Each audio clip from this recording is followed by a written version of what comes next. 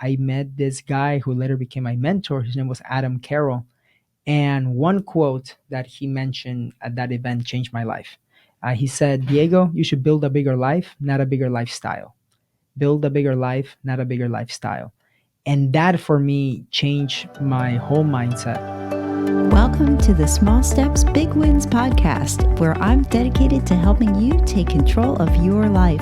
I'm Sue Saller, and I'm excited to be your host on this journey. I'll be bringing you inspiring stories, practical tips, and expert advice to help you overcome obstacles, set and achieve your goals, and live the life you've always wanted. Together, we'll discover that making small changes is not only possible, but can lead to big results. Join me now as we explore the power of positive thinking, the art of goal setting, and strategies for success. Are you ready? Let's go do this.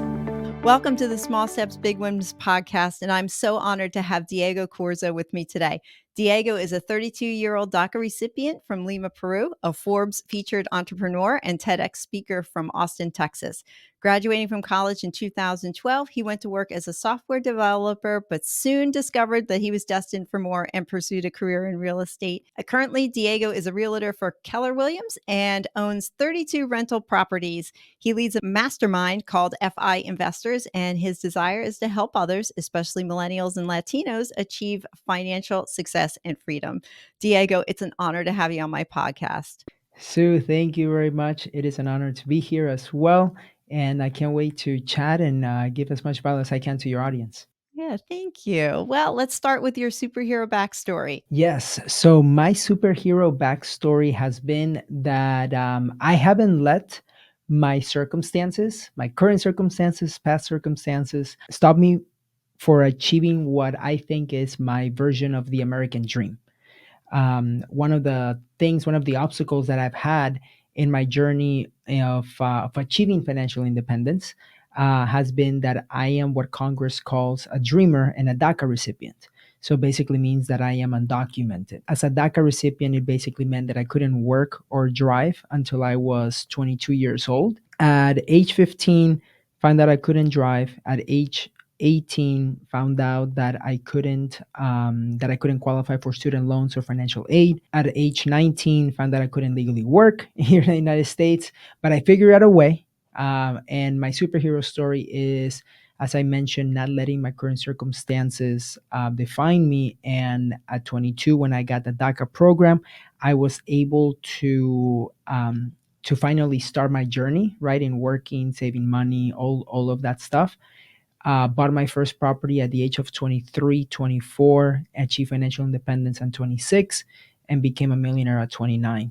In spite of being undocumented, and having all the ups and downs of the roller coaster that has happened in the last, let's say, like 5 years in the United States, with the mindset that I believe that it is our vision and our goals that pulls us, in spite of what issues we might be going through, in spite of the obstacles, in spite of the challenges, in spite of the naysayers or the haters, like saying, hey, no, this is not a good idea.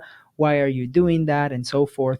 But I believe that my superpower has been that is the superpower of resourcefulness, of not giving up, always figuring out a way to make it happen. That is one of the great things about being in this country, is that if you work hard enough, there is always a way to achieve your goals. That's an impressive backstory. And I am sure you've had specific challenges while you were growing up as well. Do you have any like particular stories? I remember you telling the story about having to ride the bicycle to work. Would you mind sharing that? Because I think to me personally, that was very inspirational. So I would love if you would share that story with us. Yeah, for sure. So, as I mentioned earlier, right, I couldn't qualify to get a driver's license at the age of 15. So, my bike was my only mode of transportation. When I got to college, I had enough money to pay for 1 year. But because I couldn't qualify for student loans or financial aid, I got an internship working for free so that I could get experience. They gave me the opportunity to hire me. And as I was going through the hiring process, I found out that I couldn't qualify because I was missing my work permit. So, and because I don't qualify to get that because of my lack of papers. So I was like, oh my gosh, okay, so I'm 19, cannot work, cannot drive, cannot do anything, but I'm gonna find a way. And I figured out that I could still open up my own LLC in spite of not having the things that were required at that time for me to get paid as Diego Corzo. I could create an LLC and get paid with an EIN number as a contractor. So basically, that's what I did. I would go to restaurants, and because my major was information technology and management information systems, I was doing websites, web design, websites for small businesses. One of them was like doctors, accountants, restaurants, anything that I could do a website on. And so one of the meetings that I had set up, this was back in Florida in 2011, and the summer months. Obviously, Florida, it is hot, it is humid, but I had set up an appointment with one of the nonprofits, I believe it was, and as I mentioned, my bike was my only mode of transportation. This was pre Uber, pre Lyft, so there wasn't any of those apps that makes life a lot easier now. So I just had to ride my bike, and I remember for this appointment, I had to put a suit and a towel in my backpack and just ride my bike in the summer heat so that I could be there to set up the appointment. And I remember, like, as I was getting ready, I'm like, oh my gosh, all right, let's go. And I drove however many miles it was to get there. And by the time I got there, I was literally drenched in sweat. And so I parked my bike in the back of the building, dry off with a towel, change into my suit, and then like put on more deodorant, do what I had to do to make it like if I had just like come out of a car. So with that, I was able to like I would go walk through the front of the building, right, just like everybody else, and I will do my meeting. I got the job. Let's say I would show whatever I needed to show on the website, and I would go back to the back of the building, right, hoping that nobody sees me, that I was walking to the back, right, coming out from the from that appointment, and then after that, changing to my sweaty gym clothes, and I was like, oh my gosh, not again. But at the end of the day, it was those things, right, that no matter what, it's what I had to do to achieve my goals. And even though it was those like small things that other people would say, no, this is too hard. No, I'm gonna give up. No, why me? But I remember what my parents, what they told me, right, is that the US is the land of opportunity, but it is up to us to find it. And that my mom always told me, look, you can achieve anything that you want. We may be undocumented, we may have our obstacles here in the United States, but if you work a little bit harder than everybody else, you will find a way. And that's what I did.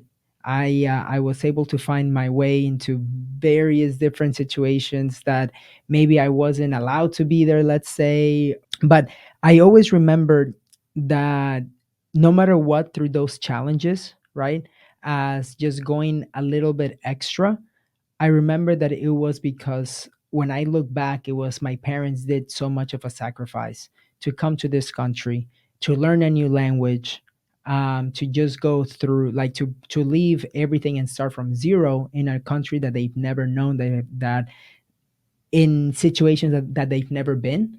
So for me, it was like, look, I'm gonna ride my bike. This is easy compared to the situations that my parents had to go through, the decisions that they had to make, right? So when you look at it from that perspective, what I did is just part of the process. I would say you have grit and determination.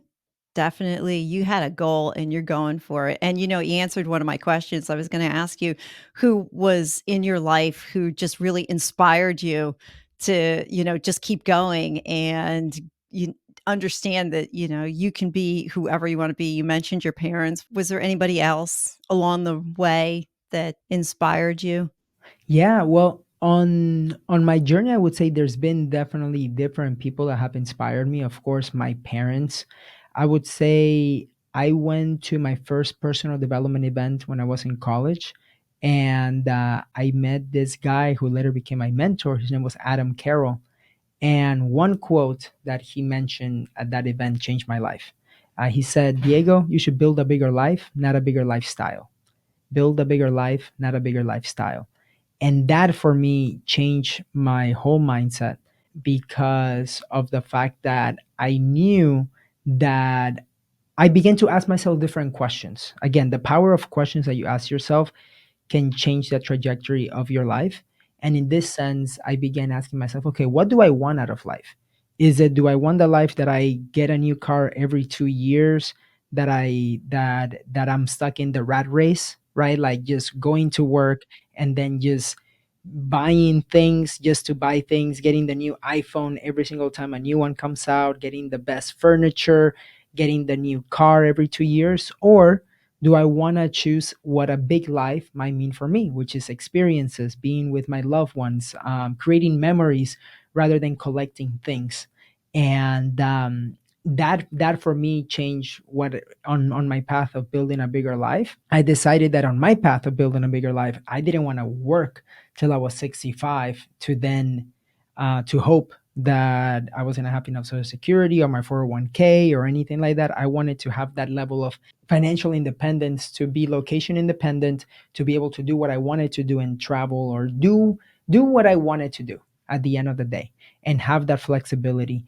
And that is what caused me to invest in real estate. But I would say that Adam Carroll was definitely one of those people in the beginning that gave me that mindset shift that then changed that trajectory of the choices that I made that later got me into meeting with the guys in Go Abundance and all of that stuff. But Adam Carroll was the guy that basically gave me that seed in reading Rich Dad Poor Dad, in reading Think and Grow Rich, that then expanded my whole mind. You talked a lot about goals and how they change your trajectory. Do you remember those early days where you first started setting goals for yourself? And what was that like? Because we hear goals, like, and people say, oh, yeah, yeah, I got a goal. I want to be rich. But that's not the type of goals we're talking about, are they? They're more specific, they're more vivid.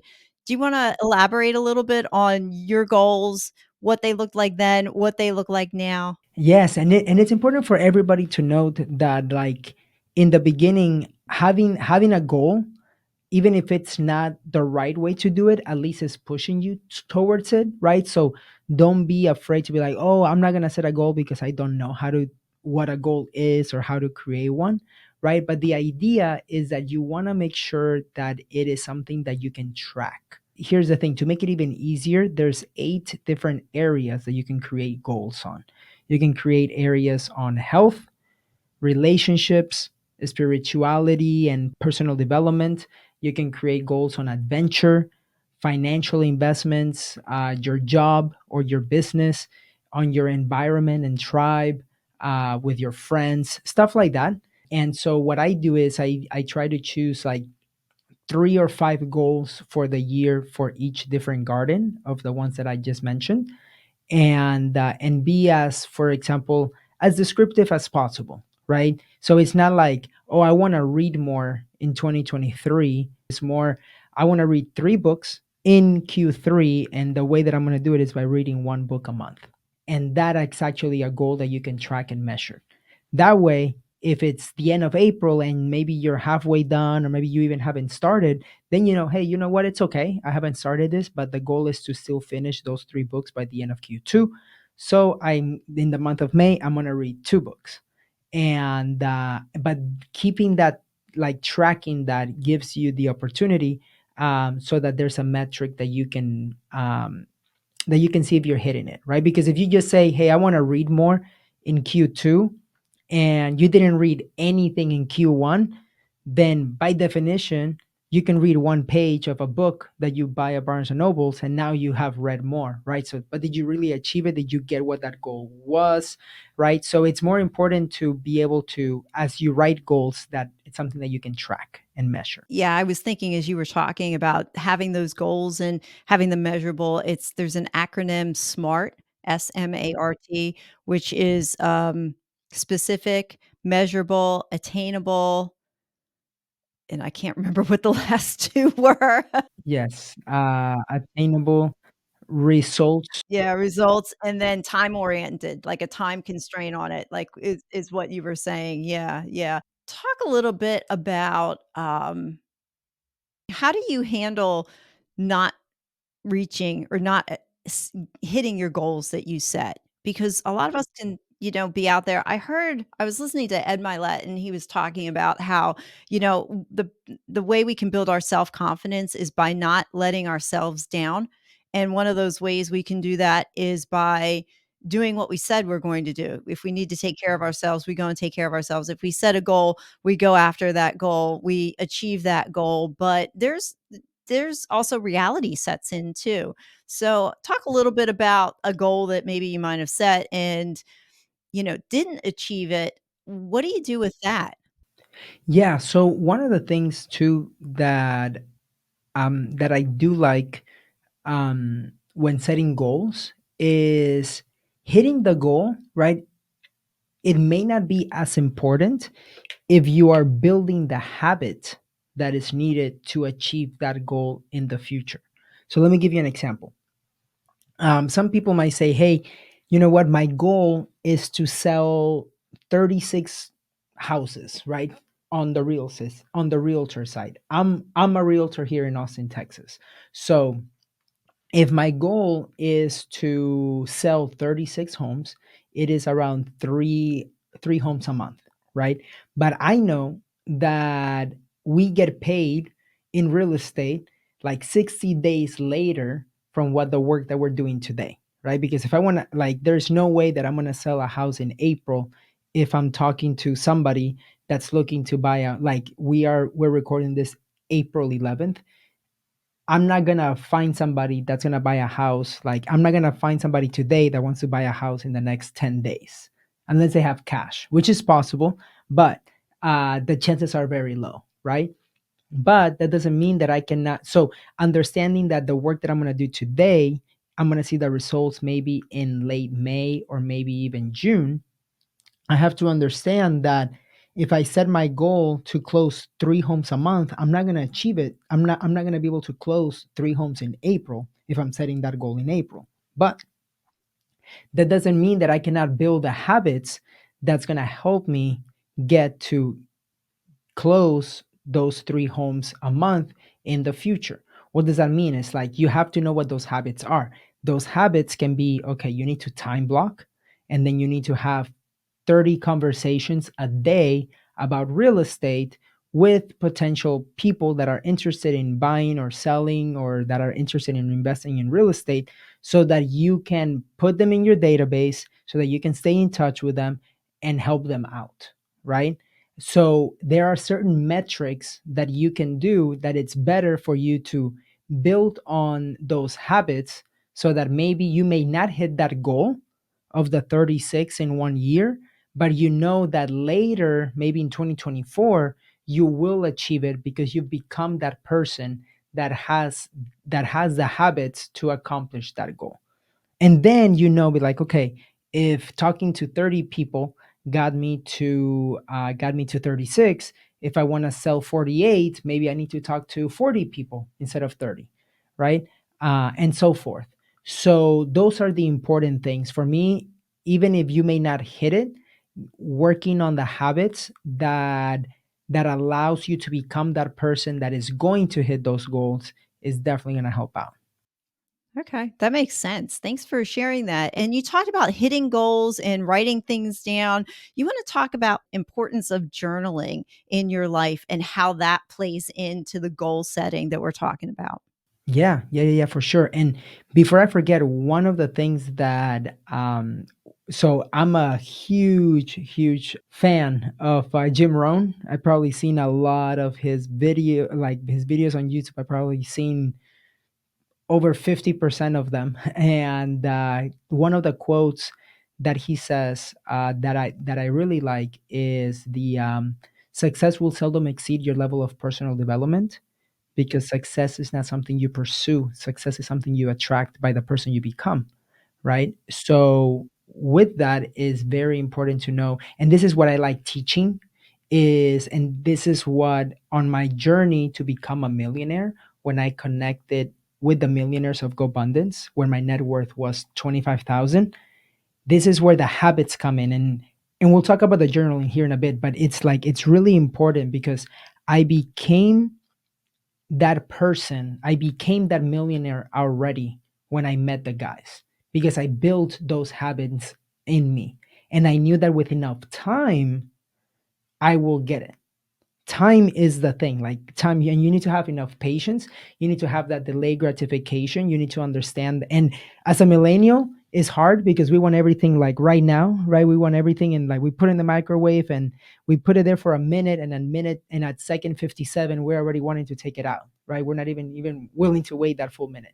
So the idea is that um we have to have that delay gratification and understand that as you build those habits, you are attracting success to come into your life. You're attracting good luck in a sense. You're creating opportunities to get lucky by you becoming that person. And a lot of people tell me that it's like, how do you get so lucky that things like that happen? I'm like, well, it's because it's just like it just happens because I've put myself within those habits of like connecting with people, having those conversations, being able to help others without expecting anything back. And I think that by becoming that person that achieves financial freedom, one of those habits for sure is like managing your personal finances, right? How are you going to know if you're going to become a millionaire or when you hit a million if you're not even tracking it, if you don't even know how much money you're making, right? So those things are very important.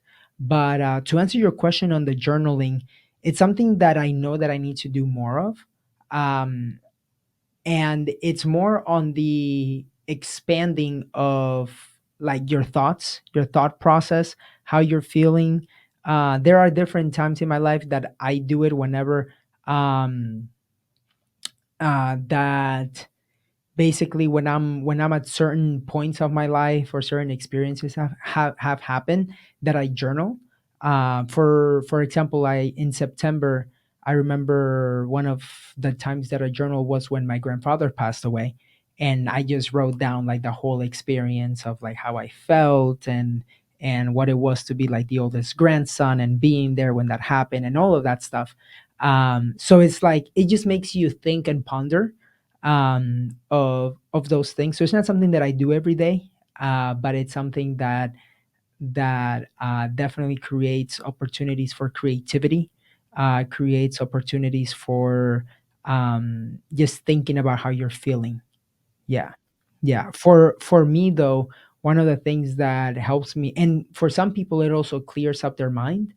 But one of the things that definitely helps on that is the it's for me has been going on runs. When I'm running, when I go on a run in the morning or whenever, I just get different ideas. It creates different levels of creativity. I begin to think and all this other stuff. So that's sort of like the same feeling that I get when I journal at times, but I get it while I'm out and about doing something that I really really really enjoy. Okay, so there was so much in there. That was a fantastic answer. I just wanna unpack, like, you just dropped so many different nuggets along the way. So I'll hit the first one that comes to mind. Running, absolutely number 1. I've been a runner for 15 years, and there is nothing that clears the mind more than going for a run. Alright, so that's the first. The second, and thank you for your journaling. I think to that point, journaling also, you mentioned is beneficial because you can get your thoughts out on paper and to just to follow up on the journaling that you did about your grandfather, you now have something written that captured your thoughts that you can go back to at some point and you can think about that again and just remember the experience. I found journaling to be very powerful as well. If I had important conversations with people and I just jotted down the information that I learned, I found that also was valuable with journaling. So you could do it every day or not, but it's whatever works best for you. You also mentioned about people that you are around, and you mentioned GoBundance. Would you mind sharing the story about how you got involved with GoBundance and where that has taken you from when it started to where you are now? Yeah, yeah. It has been it's been a crazy it's been crazy to see what has happened in my life and in other people's lives based on the choice that the guys in abundance gave me when they wouldn't have or they shouldn't have, right? Because so to share the story, I was this was back in 2014 when I was a software developer at General Motors, and I had just become an agent in April of 2014. And I was listening to a podcast by a guy named Pat Hyben, who happens to be one of the creators of GoBundance. And in that podcast, he talks about the power of the mastermind, of surrounding yourself with like-minded people. And in that podcast, he shared a lot of value. And I was like, oh my gosh, I want to learn more. So I reached out to him on Twitter, followed him. I sent him a message and I'm like, hey, Pat, I heard you on this podcast. What is GoBundance? And he shares, well, GoBundance is a mastermind. It's a group of millionaires that talk about health, contribution, financial freedom, wealth. And I was like, oh my gosh, like I went in. And but of course he mentioned millionaires and stuff, so I kept in touch with him. And then he had a podcast called Real Estate Rockstars at that time, and I listened to every single one because it was about realtors. And after listening to all of them, to each one I would send him a tweet and say one thing that I learned on the podcast or thank him for it and blah blah blah. So we started chatting a little bit more, and then I go on the website and I apply. Like I just submit a form just to learn more. I was like, back then it was a form to learn more about GoBundance.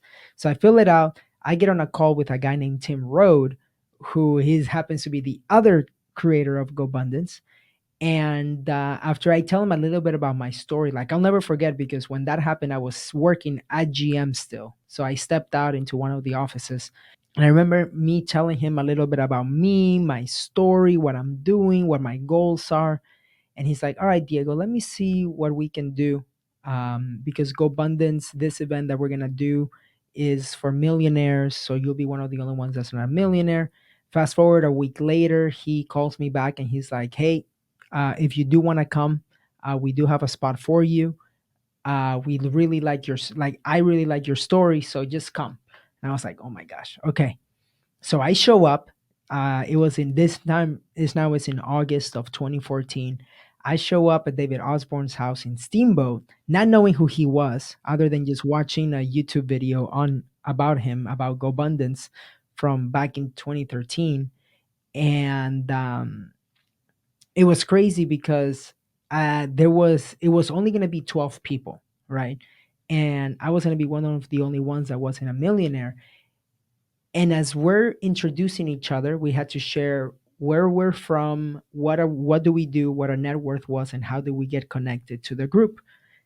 So David Osborne starts, he's like, my net worth is 40 million. I do this, I do that. Now he's worth like almost 200 million. But back then he was worth 40. Other guys are worth 10, 5, 15, 2, whatever.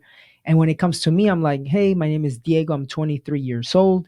I'm a software developer at General Motors. I own 2 properties, and my net worth is $25,000. And I heard about this on Twitter, and they were like, who the heck let this kid in? Like, why, how are you here? And so I shared a little bit more of my story of me being a dreamer, of all these obstacles, right? Of me not being able to work or drive at the age of 22. And at 23, I'm sitting in the living room of David Osborne's house, right? Who is like, yeah, I had no idea. And I was like, my mind is blown after that whole week. I was like, this is amazing. So at the end of the week, they pulled me out to the side and they said, Diego, we created GoBundance for millionaires, but we want to help you become a millionaire, and we want you to be our first apprentice. We don't know where this is going, but we want to help you. Are you in? And I said, yes, I'm in. And my whole life changed from that moment on. 2 weeks later, I was flying on David Osborne's private plane, and my whole life changed. It was just amazing. And I became a fly on the wall of all those conversations, and that is what helped me. And how did that make you feel? Like at that point, here you are, 23, you got 2 properties, and you're on David Osborne's private jet. Yes. I mean, it was definitely like super humbling, super like not knowing what was going on, but I just went there to serve. Like I wanted to like just learn, serve them, and take as much action as I could after I was hanging out with them. So if they recommended me a book, I would buy it and read it as quickly as I could. If they mentioned, "Hey Diego, you should go to Tony Robbins," I went to Tony Robbins that same year, take a speaking class. I took the speaking class, go to this event, I did. So like everything that they told me, I did, and I just showed up, and that made the biggest difference because then by in that 1 year I saw the GoBundance guys like from August till December, like probably 6 different times. And back then, we're talking in 2014, where there was usually like 1 or 2 events a year, max. But I went to the different events that they will tell me, like One Life Fully Lived, then Tony Robbins, then another event, then the mega camp, or I'm sorry, yeah, mega camp in Austin, Texas for realtors, and all this other stuff that I would just see those GoBundance guys. So then later, instead of me reaching out to them and wanting to introduce myself, they would go, "Diego, I keep on hearing that everybody says I should meet you, that you have an amazing story. Tell me about you." So then I had those guys coming to me instead.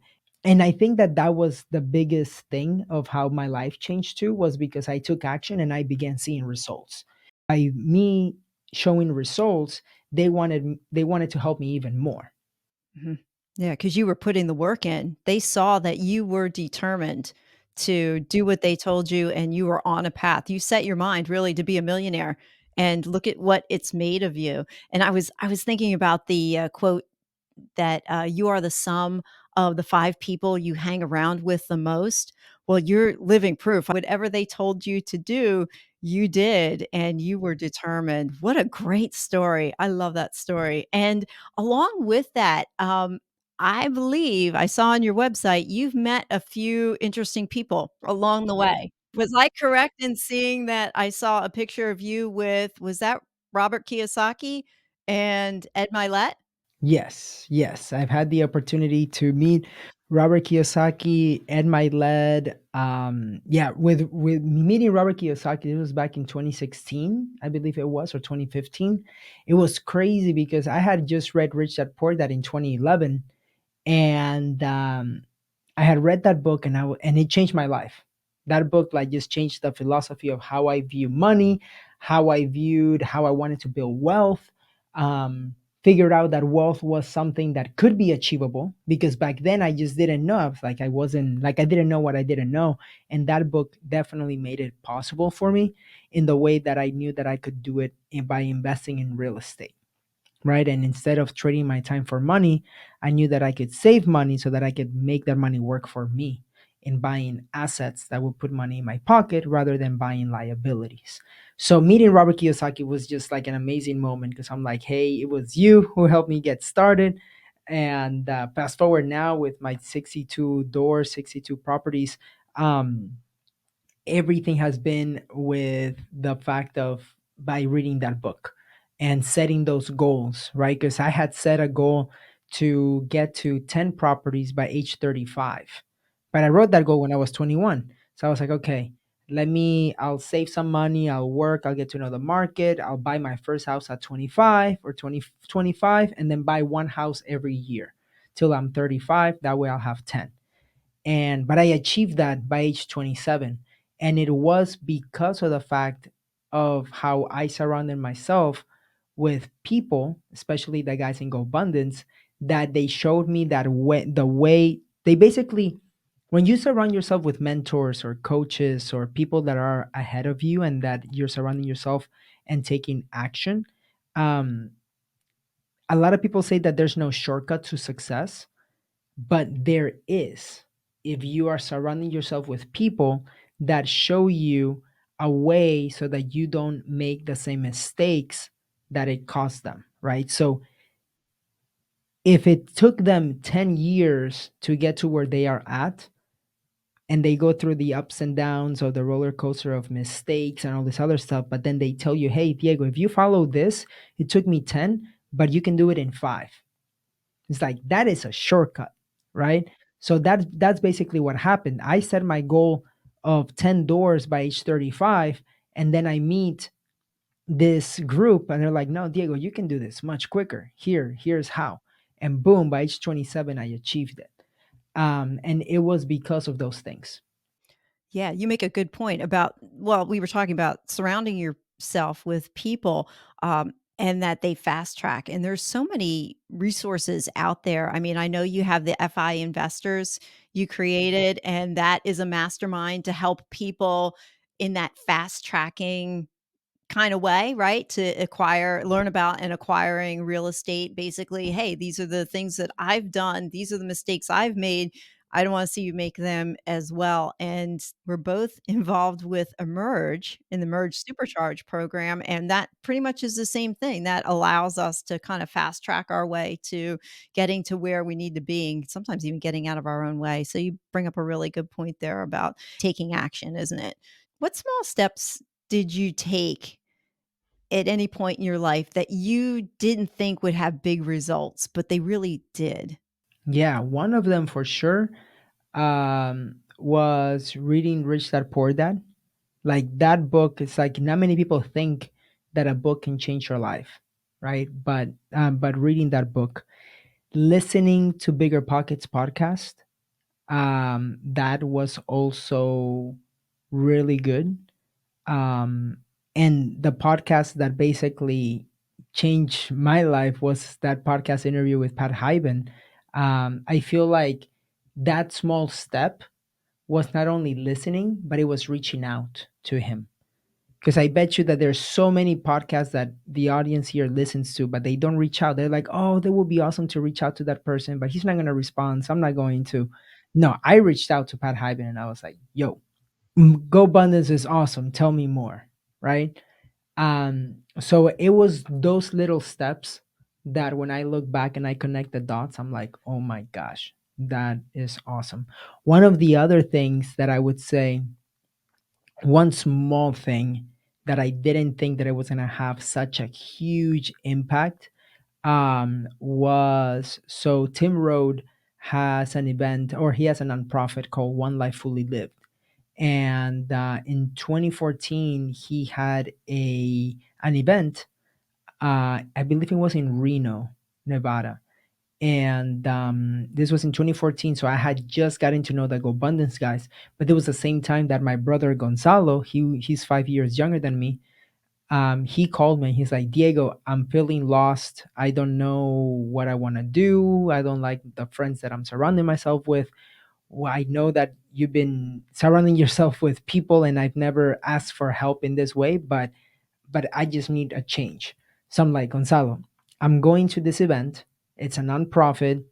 How about I'll pay for your entry? I'll pay for the hotel. Mom can pay for your flight, and just come and hang out. He was 18 years old. So he did, and he came and he attended the whole event. He missed his flight, the first one, because my mom didn't wake him up. And I'm like, Gonzalo, you're an adult. Mom doesn't need to wake you up. And but what ended up happening was he walked in and he heard David Osborne speak. He heard how Elrod speak, Tim Rode, Pat Hyben, all of those guys speak, and his mind was blown, because it wasn't me, his older brother, telling him what to do. Like I've been telling him for the last couple of years. I'm like, Gonzalo, read this, do that. It wasn't until other people told him. And then what ended up happening is that event caused a trigger in him to be like, okay, I want to be wealthy in the future too. I ended up getting him an opportunity to volunteer at a Go Abundance event, a small one in Orlando, Florida. This is in 2014. And he had the choice of either going to take his finals that same week of his first semester in college, or volunteer, work for free at a Go Abundance event. And he ended up choosing the Go Abundance event. And then he never went back to college after that. He found a mentor within one of those guys that went to that event. He worked for free for 6 months, and he took that as his college time so that he learned, right? So he worked for free, and then afterwards they gave him some equity, and then he learned wholesaling real estate in Jacksonville, Florida. And then now he has a team, and he's literally wholesaling millions of dollars in wholesale fees right now. And he's 27. And to answer your question, which was like, what small things? It was like those little things that I didn't think that will make such big of a difference have now impacted that trajectory of the Corzo family.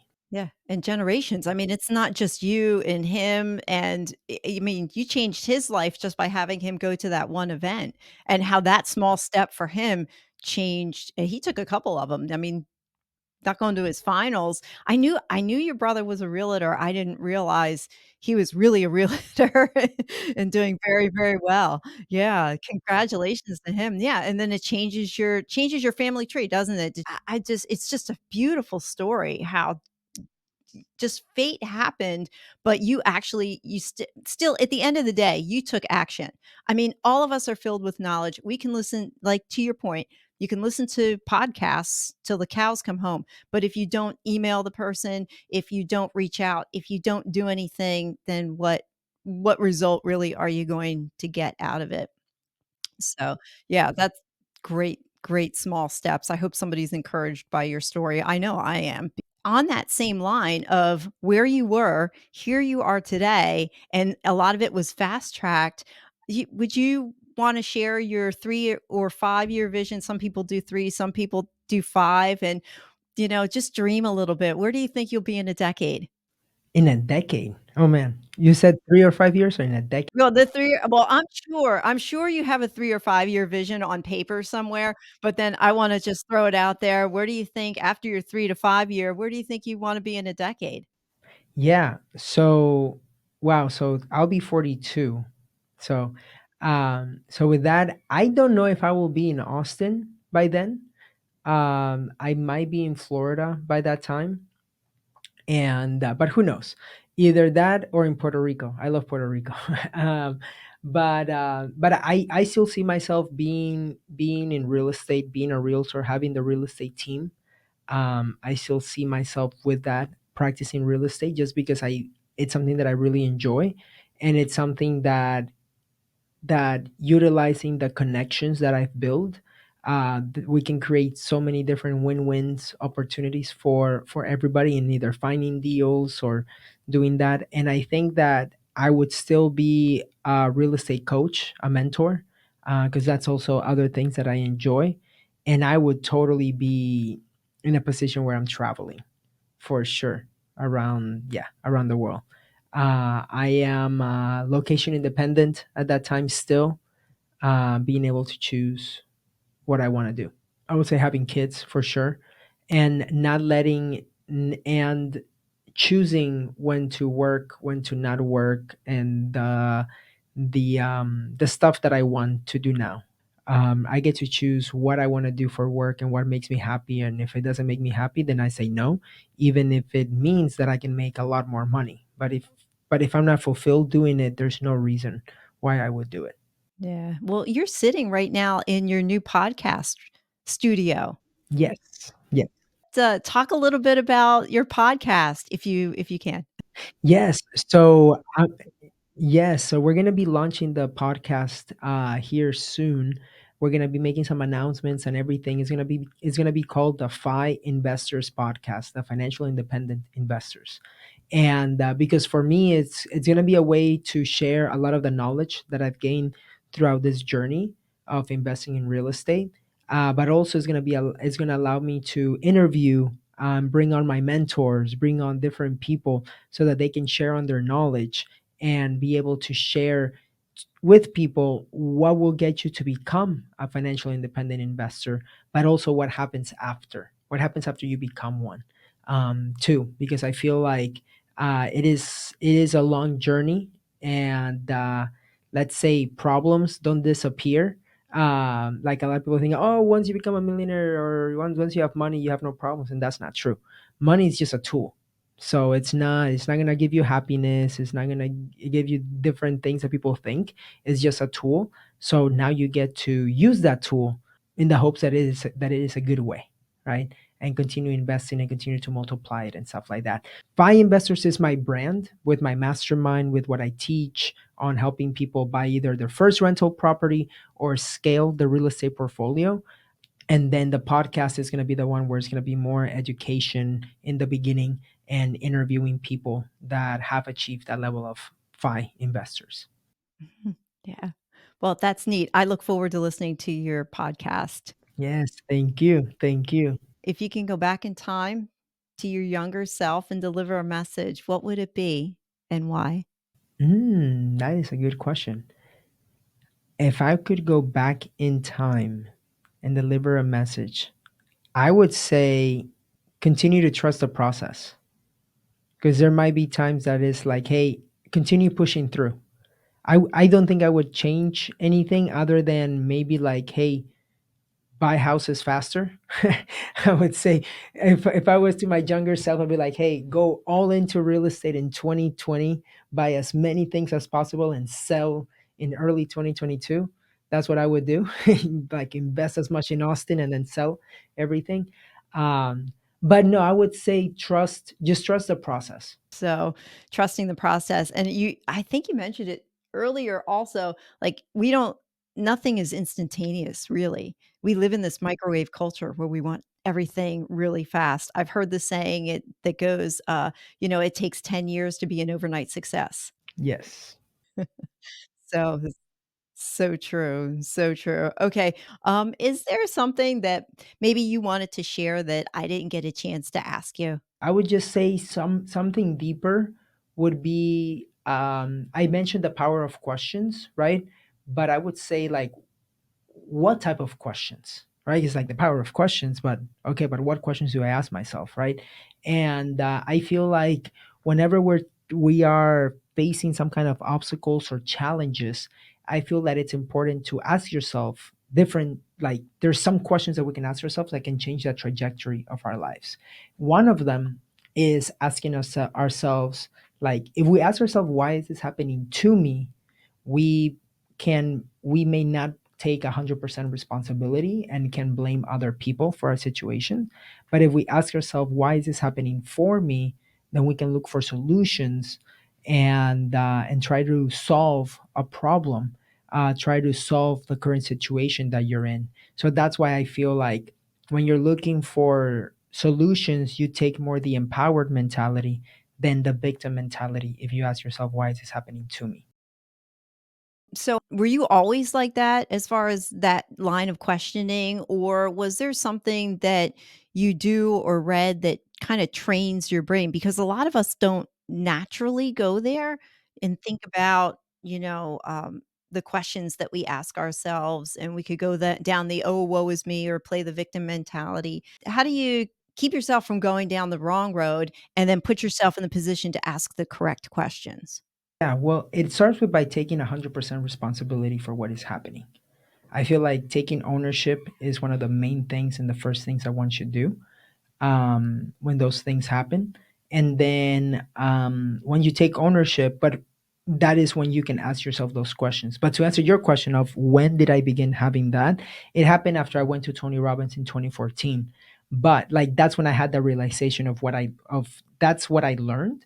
But in the other way that I applied it in my life before that was what my parents told me that, hey, you can achieve anything that you want, but with my challenge of being undocumented, I just have to work a little bit harder. So like I knew that, hey, if that was my situation, okay, that's okay. I just have to work a little bit harder and a little bit harder. And with that came resourcefulness, came grit, right? So it was more that, and then when those obstacles did happen and I began to ask myself different questions. Yeah.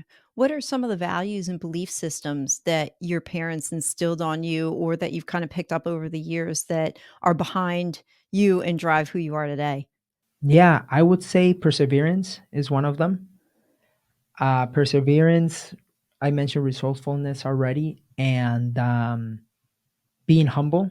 I think that no matter what, there is, because of the fact that we started with zero here in the United States. I came here when I was 9 from Lima, Peru. Because of that, I know what zero is. And even though it's not something that I would like to go back to, it is okay. We survived. It was fine. We still all felt loved. We were happy still, right? And those are the things that my parents instilled in us. Do you remember coming here when you were 9? Do I remember? That Yeah, do you remember what it was like? Like, what are your first memories? Yeah, I mean, coming here, definitely going into third grade was one of those memories of like trying to learn a new language and not knowing, not being able to like speak it and being in ESL. And I remember I would get quote unquote in trouble because the teacher was thinking that I was too talkative, but it was because I was asking people, what did she say? Because I didn't understand English. So she's like, Diego, be quiet. Diego, be quiet. I didn't understand. So I'd be like, what is she saying? What is she saying? But yeah, I mean, it was those memories for sure, that definitely make you appreciate different things for sure. Thanks for sharing that, I appreciate it. Diego, so what's your, advice for someone that they could do today that would help them change their tomorrow? Yes, one thing that they could do today that will help them change their tomorrow will be analyze a person that you would like to have, let's say, their life, right? Somebody that you look up to. Understand too that business life and family life, they're two different things, right? So, but make sure that you look at somebody that you will like, that you have them as an example for you, and see what are the key things that they're doing that had that has caused them to succeed, that has caused them to become that example that you would want to have, and then take actions towards those things, right? You might be able to see them on Instagram and see, like, okay, well, these are the things that they're doing, and see what kind of habits they have built so that you can build them yourself.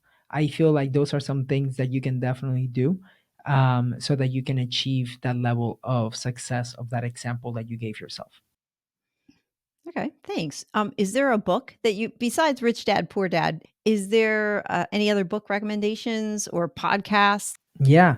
The book Think and Grow Rich, The Miracle Morning, Secrets of the Millionaire Mind. Those are really, really, really good books. I just gave the book Secrets of the Millionaire Mind in Spanish to my dad and my mom, and they're loving it right now. So it's good. Oh, that's great. Yeah, how do your parents feel about, your brother and you? You're very successful. How do they relate to that? I mean, coming from Peru with basically nothing. Yeah, I mean, I mean, they are definitely proud of everything that we've been able to accomplish, the example that they set, and the way that we did it the right way, right? From that perspective. We did have sacrificed a lot, right? And showing to show people too, my parents, they always instilled in us that like that entrepreneurship, or like with their actions, right? Because they wanted me and my brother to go to college and to get a good job, and I was doing all of that, right? I got 2 degrees from Florida State University, and I got the job at General Motors, which back then was a Fortune 5 company. So like everything was ready for me to just excel in corporate America and go through all of that. But like climb the corporate ladder, all of that. But I imagine 2 years later, I'm like, hey mom, I'm quitting the job that I went to college for, that I worked so hard for in studying technology, and now I'm gonna go sell houses, right? It's like it's a complete different thing. Her reaction was like, if this is something that you think you can succeed and that will make you happy, then go do it. And she's like, look, you can always go back. You got a degree, you can always go find another job in technology. That's what my manager told me. He was like, look, Diego, go out there, do your thing. You're 25 years old. You can always come back. So go out there and try it out. And so having that support from my parents did help. It wasn't by myself, right? I had all the Go Abundance guys by that time helping me. So I had like the guidance, the confidence that I could succeed no matter what, because they will be my example. Yeah, that makes all the difference, doesn't it? I want to give your mom a hug now because her advice is so counter intuitive to what I've heard. That wasn't the normal answer. It was go to school, go to college, get a W-2, work at that for 30, 35 years, and then you can start your life and retire out. I mean, that's kind of the path that more than not people believe. And so I think that's a very atypical response. So, I just wanna give her a hug. Yes, yes. I mean, they have been our supporters for my brother and I, right? With me quitting corporate America and then my brother quitting college. Are you glad you didn't pursue corporate America knowing what you know now on the other side? Oh, 100%. 100%. Yeah, because I just felt capped. I knew my work ethic and I knew that if I had a salary, I would still work my butt off, but I feel capped on that salary, which on the real estate side, I really enjoy it. I can help a lot of people, and the income is what I set for myself. I know a number of people going through a merge, and I've actually interviewed a few that have expressed the same sentiment as you, where they were in corporate America and then they just realized this is not who I am and this is not what I want to do. And I can be so much more. And you have certainly done that. So, Diego, it has been my honor and privilege to interview you. I am so glad you were here today. How can anybody reach out to you besides your website, FI Investors? I'll have that link below. How else? Yes, so they can reach out to me on Instagram at real Diego Corzo, at real Diego Corzo on Instagram. They can send me an email to info at Diego Corzo, or they can reach out to the fiinvestors.com. Great. Thank you so much. Appreciate it. Take care. I want to thank you for listening to my podcast. I value your time with me because I realize you could be listening to someone else right now. If you got any value or think someone else can benefit from what you heard, please spread the word, hit subscribe, and check out my website at www.suesaller.com. Remember, life doesn't get better by chance, it gets better by choice. Take small steps and make today awesome, friends. Have a great day and God bless.